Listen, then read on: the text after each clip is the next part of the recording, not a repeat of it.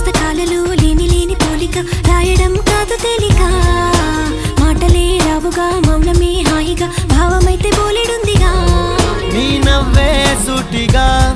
తెలిపిందే రాయిగా చల్లే తికమక అల్లుకుపోవే ఓ గాలిలోనే రాసిన మన ప్రేమ అయితే చదరదులే అలలాడుగున మునిగిన తీరం చేరునులే కాదలైన నీ కోసం ప్రేమ అయిన నీ కోసం లవ్ యు అయిన నీ కోసం ఇష్క్ అయిన నీ కోసం